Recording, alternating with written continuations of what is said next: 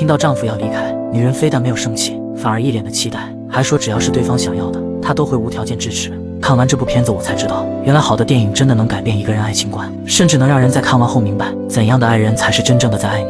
在这之前，莎莉只是一个没有学历，更没有什么亮丽的工作经验的女士演。然而生活越是这样平平无奇，她心里就越是向往挑战。一直以来，莎莉都渴望能成为一名新闻主持人。为了梦想能被实现，她特意录了一段视频，并寄给了将近50家电视台。本以为不会有任何回应，但迈阿密的一间电视台却来信让她去报道。为此，莎莉果断辞去了试映一职，只身一人前往了那个繁华都市。初来乍到，向来自信十足的她却突然感到有些忐忑。或许是不适应这么快节奏的工作环境，也可能是担心自己没经验没学历会被看不起。恍惚间，一个叫沃伦的男人喊住了她，对方是电视台里的台长。莎莉紧紧地跟着在男人身后，由于不熟悉路况，她险些摔倒在地处洋相，而走在前头的沃伦一直在喊她甜心快跟上。对于这个称呼，莎莉显然很不喜欢。Sally, not sweetheart. Got it. Vic, Sally.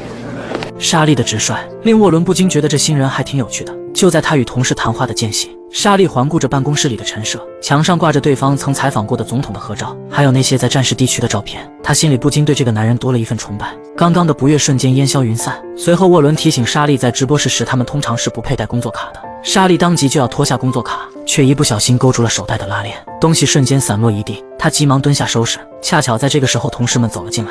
初次见面，莎莉给人的印象并不理想。当她主动提出自己随时可以上岗工作时，沃伦没有说话，而是播放了他当初投递来的那卷视频带，似乎在说，你的经验离作为一名要时常出镜的主持人来说，还是远远不够的。莎莉自然明白个中的意思，她不卑不亢地给予了回应。I'm going to learn it. Noted.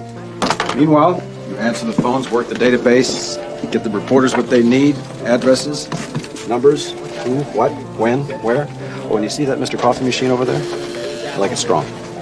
刚开始，莎莉被安排先从秘书做起，以此来熟悉工作流程。正如所许诺的一样，她的工作态度非常认真，并没有因为总被吩咐做些不起眼的小事而有所怨言。她始终坚信，只要努力，随着时间的推移，自己在新闻行业上肯定可以有所突破的。当得知台里最近辞走了一位天气主持人后，她立马就跑到沃伦面前主动请缨。然而结果并不如愿，沃伦认为她不是合适人选。第二天，莎莉再次尝试自荐，还谎称自己曾为老家小镇播报过天气预报。不仅如此，她还保证自己能兼任秘书与主持人这2份工作。重点是，她不需要加薪。Meet our new weather person. Really? Really? 沃伦还是同意了，他欣赏她的积极。然而到了将要上台时，从未真正试过直播的莎莉感到非常紧张，紧张到躲在厕所里出不来，嘴里还不停地嘀咕着想要放弃的话。Then don't do it. You don't have to do it. Yes, I do. What? Yes, I do. Okay.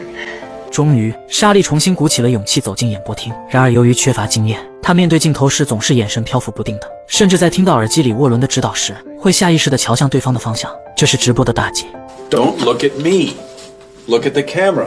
显然，莎莉的表现并不理想。老板也忍不住向沃伦吐槽道：“他这回真的是看走眼了。”同事们也忍不住在一旁嘲笑挖苦。莎莉感到无比的羞愧，转头便急匆匆地逃离了。这是她的第一次受挫。晚上，沃伦不请自来，本意其实是想要给予鼓励的，然而莎莉却误以为对方来是想羞辱自己。她也不想继续藏着掖着，干脆一不做二不休，直接坦白了自己根本没录制过节目的真相。说上过大学也是假的，她读的只不过是一间业务媒体夜校罢了。对此，沃伦并不感到惊讶，其实他早就已经调查过这些，只是没戳破而已。You think I didn't check it out? So fire me. Figure if you're hungry enough to fake it, you might be hungry enough to do it. The weather is not going to work. You don't think I know Come that? across on camera. You made a save. I'm giving you a shot as a reporter. That's what I came by to tell you.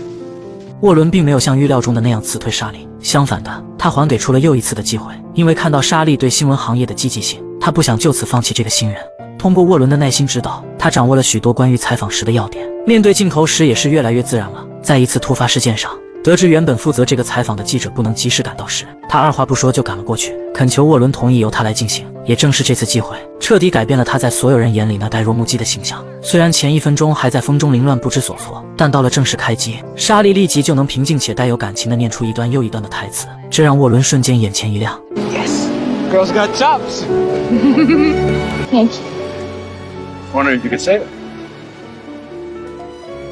沃伦偶遇到了他的前妻莎莉，在得知对方这个身份后，心里不自觉地感到有些嫉妒。晚上，趁着剪辑室里只有他们2个人，他忍不住询问起沃伦为什么会离婚。Thought I was a Capitol Hill insider, which at the time I was. We were a cute couple on the Sunday shows for a while. But being around in the morning isn't my long suit. 二人顺势谈起了各自的家庭，随着交流的深入，彼此间的了解似乎已不知不觉地超越了原本的上下属关系。莎莉在镜头前的用心，以及藏在镜头背后的对事实真相的渴望，令沃伦不禁对她产生了某种情愫。也许不是特别的钟爱，可能只是特别的好奇。然而好奇往往是多种感情的发端。对视上的瞬间，气氛瞬间变得有些暧昧不明。随着一通电话的响起，这份微妙就此被打断。莎莉在接完电话后便表示自己需要离开几天。Something wrong? No, nothing's wrong. But you have to take some days off. It's personal, okay? 回家后的她发现妹妹被男友骗走了所有积蓄，如今连最基本的房租都已付不起。为了解决燃眉之急，莎莉给公司发去了传真，打算预支工资。然而她的不辞而别，在同事们眼里是一种不负责任的表现。但沃伦依然相信她。为了一探究竟，他决定前往莎莉老家寻找答案。就在莎莉硬着头皮跟房东谈判拖延租金时，沃伦出现，不但主动帮忙付清了所有的欠租，还给足了面子，谎称自己只是刚好来这边出差，然后又这要巧发生了偶遇。可明眼人都知道他只是在顾及莎莉的自尊心而已。对此，莎莉不仅不领情，还自顾自地谴责对方在多管闲事。 Look, you asked for cash, I provided it. Over and out. You provided it. What exactly do you take me for? Wait a minute. No, wait a minute. You come here and you spread bills around like you picked me up in some bar off Fremont Street in front of that asshole. You have no business here. Hold a minute. Hold on. You work for me. You announce you're taking off. You forget about the part that's okay with me. You shoot off a fax demanding cash. I'm not allowed to Oh, and wonder you why. figured you'd do me this big favor and I'd owe you. Well, that was my mistake. Every girl I grew up with ended up thinking she owed some guy. Luann was This doesn't interest me. 望着此刻歇斯底里的莎莉，沃伦没有驳斥，而是静静地听对方宣泄情绪。得知对方是为了妹妹才突然离开后，心里对这个顾家的女孩又有了新的认识。冷静下来过后，莎莉也意识到自己实在是太过分了。 I need another couple of days to make sure she's all right. If that's okay with you. It's perfectly okay with me. 转眼间过去了几个月，此时的莎莉在工作上已经是轻车熟路，与沃伦之间的关系也是逐渐趋于正向。然而意外这种事说来就来，市里通过电视台举办了一个捐赠活动，新年当天第一个出生的婴儿将会获赠全年的所需物品。然而由于那个孩子的生父是囚犯，以及生母是未婚生育，赞助商在现场直播中通过男主持人来通知临时决定更换了捐赠对象，这让莎莉十分不满。他不管此时镜头还在直播中，当场呼吁赞助商应该信守承诺。 Spirit of the new year and the whole idea of firstborn, I'm sure WMIA would be delighted to honor Miami's true firstborn, Fernandito Butanda. She can't do that. She just did it. 他的自作主张立即引起了老板的不满。 He has no right. To what? Tell the truth or change copy to something safe? Warren, you know as well as I do she's off the reservation, and it's up to you to To what? Rope her in? Cut her down to size, Dan? What size do you want her? Your size? 虽然沃伦在背后赞同他的做法，但他还是不得不警告莎莉，在镜头面前必须时刻谨言慎行。作为一名主持人，是不可以随意按照自己意愿发言的。两人因此发生了第一次的争吵。 I'm the one who has to get it through my head. This is a team! But I'm not part of the team, am I?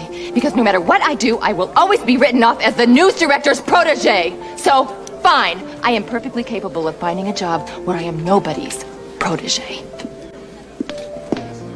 偶然间的一次机会，他结识到了一个叫马克的经纪人，对方专为大城市里的电视台物色合适的记者。在得知莎莉有意跳槽后，马克便引荐他去费城的第4大电视台。就这样，莎莉获得了在更大的平台工作的机会。殊不知，这其实依然是沃伦在背后推波助澜。几天前，是他拜托前妻在马克面前提及莎莉是个不错的女主持，前妻看出了他的心思。倘若只是简单的同事关系，这男人是绝对不会为了谁付出甚多的。 You're gonna go with her when she makes her move?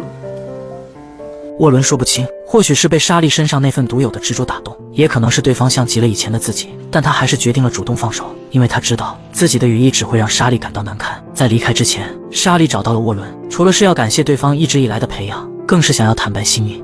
I guess it's even the right time. We had some fun, you and I, didn't we? What is it you want? You know what I want. You want to go to Philadelphia? 沃伦知道莎莉到底要什么，莎莉又何尝不明白他想要什么呢？两人都欲成为最真实、最优秀的新闻工作者，都有自己想要坚守的阵地。就在这晚，莎莉主动亲吻了沃伦，沃伦也有所回应，双方心里明亮的像镜子。走的人为什么走，留的人为什么留。但至于这段感情该何去何从，他们始终小心翼翼地不再深入讨论。在要启程离开的那天，莎莉坦言希望沃伦能跟自己一起前往费城发展，以他的实力，绝对能有更大的作为。沃伦当然清楚这一点，然而像费城这样的大城市根本不会有哪间电视台愿意聘请他，因为几年前的一次重大错误，他早就被录入了黑名单。两人依依不舍地道别，然而离别其实是为了更好的相逢。离开了光环保护的莎莉毫无疑问地陷入了困境。来到费城上班的第一天，台里女主播就给了她一个下马威，不仅眼里对她时刻充满了藐视，还总会在会议中反复打断她的说话，质疑她搜集的每一条新闻。慢慢的，莎莉开始变得没有自信，在外采访时要看着小纸条才能完整的报道。不仅如此，女人还会在莎莉说完台词后加以抨击，以此来让她落入尴尬无措的境地。But don't you think, Tally, that statistics can seem, in the face of real human outrage, worse than irrelevant? 不久后，老板带来了随机抽取的观众的反馈，大部分人都不喜欢莎莉。老板希望莎莉能尽快做出改变，言下之意，倘若继续这样，她将面临被辞退。至此，莎莉逐渐失去了自我，变得非常在意别人对自己的评价，每日都活在别人的言论和阴影下。也正是在这样的处境下，她意识到过去的自己原来是沃伦创造出来的。离开对方，她竟好像无法自力更生。但作为坚强的女性，她深深地把内心的情感掩藏起来，与沃伦通话时从不把这些困难告知。You okay? Anything I can do? No, everything's great. It's just that I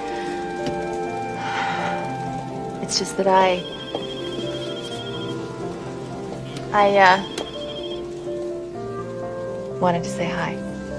Hi. Bye.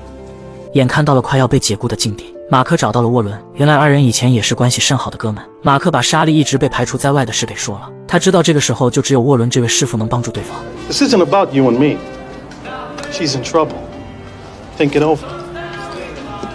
第二天，沃伦便来到了费城，看见心心念念的情人，莎莉开心极了。甜蜜相聚过后，沃伦仔细研究了莎莉最近录制的节目，随即很直白地指出了所在问题。 Who the hell is this? What the hell happened to you? Where's Telly Atwater? You tell me. You should know. You invented her. Well, I did one lousy job. You come up here, you take one look at Marcia McGrath's Uptown Eastern Act, and you fold. If I was into inventing people, believe me, I would have invented somebody a hell of a lot tougher than you turned out to be. I am exactly the way you made me. Do it this way, do it that way, do it my way until I don't even know how to do it without you. Bullshit. I dressed you, I pointed you toward the camera, but you did it. You told the story, and you know how to do it, and you're going to start doing it on your own. I asked you how long you could stay, and you said long enough. How long is that? When we're not together. Everything shuts down. 在莎莉撒娇般的恳求下，沃伦向迈阿密那边申请了很长的一段假期，留在她身旁。只是二人都没有意识到的是，这一假一请就没有了回头路。在沃伦的帮助下，莎莉重新找回自己的定位，很快就在之后的采访中做出了调整。再后来，她惊讶地发现，原来的摄影同事从迈阿密来到了费城，昔日合拍的搭档终于可以再度合作。莎莉非常开心，但这其实依然是沃伦的功劳。为了能让莎莉更快地在新环境中独立起来，他找到马克牵线挖人。随着莎莉在工作中的表现越来越好，观众对两位女主持人多了许多比较与调侃，这让一直嚣张得很的女人十分不爽，找到老板讨说法，话里话外都在含沙射影。 A broadcast with which I am identified and for which I am responsible. And she makes my broadcast, and by extension me, the object of vulgar innuendo. The object is not you, it's me. 眼看莎莉不是好惹的，担心地位不保的女人干脆离开了电视台。其实她早就提前找好了下家。就这样，这场职场上的内斗，莎莉赢了，她的个人海报被挂在了直播间，成为了台里的代言人。可有人欢喜有人愁，因为离开太久，沃伦失去了迈阿密的工作，他也决定干脆留在费城发展，便开始偷偷的找工作。可过去的失误似乎是一道无法越过的坎，他四处碰壁。期间，莎莉从沃伦前妻那了解到，7年前令沃伦工作发生重大失误的那个人，其实就是他的前妻。 Warren and I had a deal. I did what I had to do, he did what he had to do. Never dreamed for a minute he'd buy that story. But he did. Yeah, he did.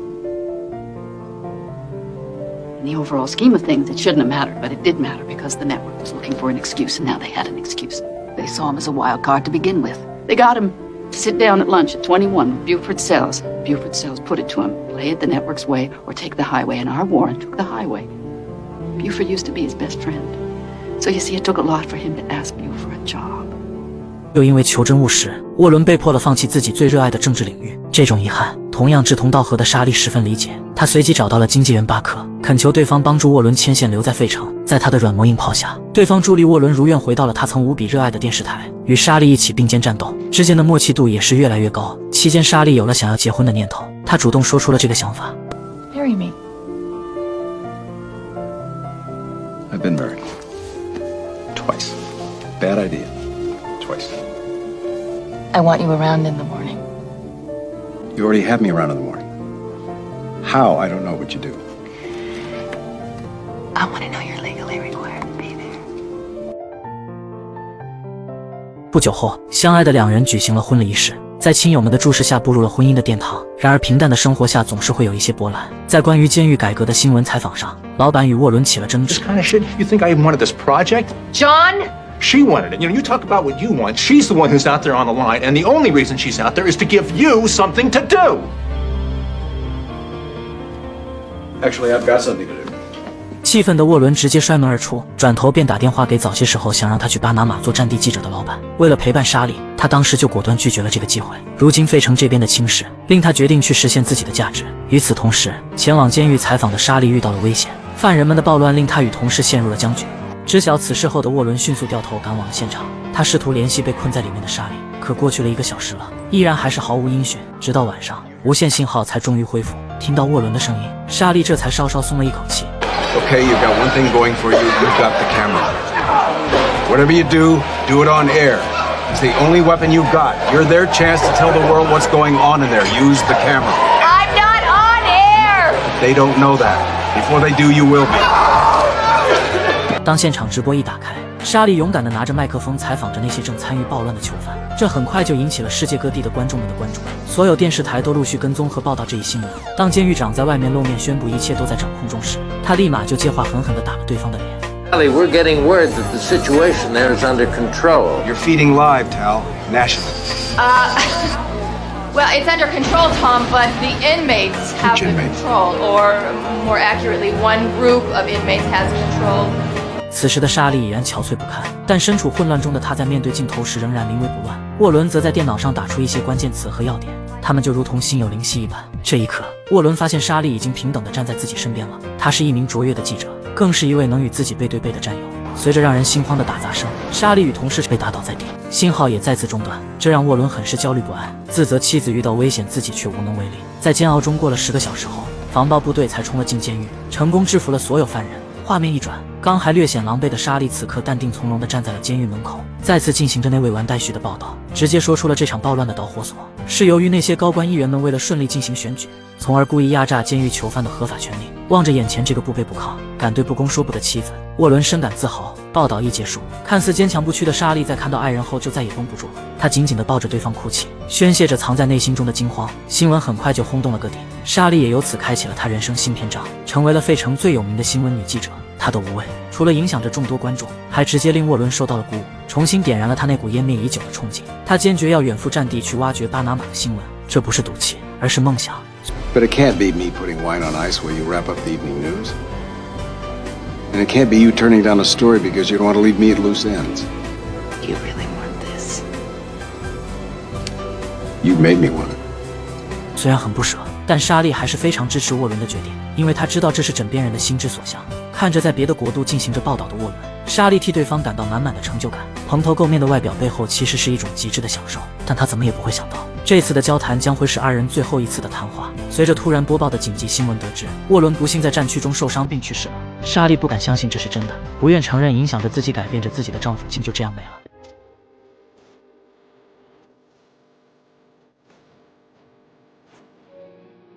沃伦虽然离开了，但他在前线掌握的信息成为了年度最受关注的新闻，这给电视台带来了巨大的影响。莎莉本人也获得了当年最受欢迎的主持人奖项。在领奖前，她在后台看到了沃伦生前接受采访的视频，听到了一些丈夫从未对自己说过的话。 So she walks into my office that first day in Miami.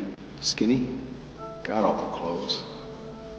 Not much going for her. Wanting to be anybody but herself.